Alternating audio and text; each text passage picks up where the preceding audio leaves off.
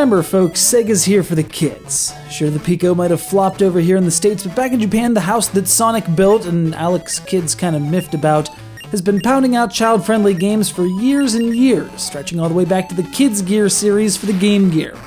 This is an edutainment force so grand that they managed to pull Pokemon into their event horizon, so it's no shock at all that Doraemon, the robot cat who rules Japan with an iron paw, wound up in here as well.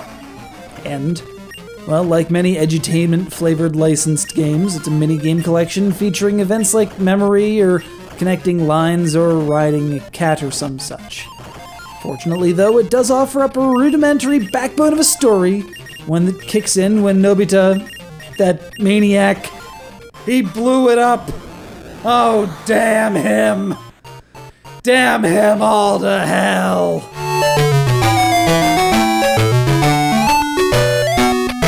Anyway, for reasons you'd presumably have to be on children's Tylenol to understand, this explosion results in his friends spinning off fantasy worlds of delusional self-fulfillment, and it's up to you to bring them back down to reality by, deflecting bullets with a cape.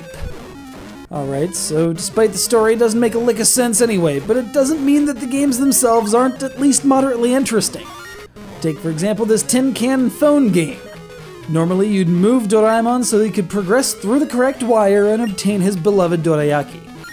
But instead, you have to change the pattern of wire crossings in the middle of the playfield.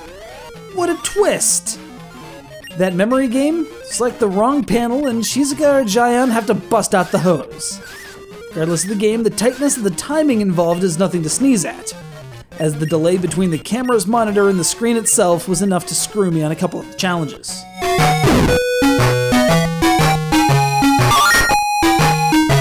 So it's just a collection of minigames with decent audio, decent graphics, and a marketable franchise character. And by getting it into the hands of kids, Sega have unleashed their plan to, improve hand-eye coordination and/or teach kids how to balance on animals and negotiate jumping cats. My primary gripe is that in the story mode I was getting a heck of a lot of repeat games despite a seemingly random roulette. Perhaps it's just the numbers getting to me. I mean, heck, Mario Party got a bit samey after a while and that had 40 games or so.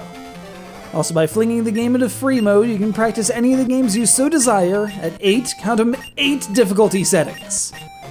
That's... alright, it's barely Strange Anime License Friday because Doraemon is always relevant. But it is strange, and it is an anime license, and it is the will of our fell overmistress Felicity in Worcestershire. Hey, hamsters come at a price.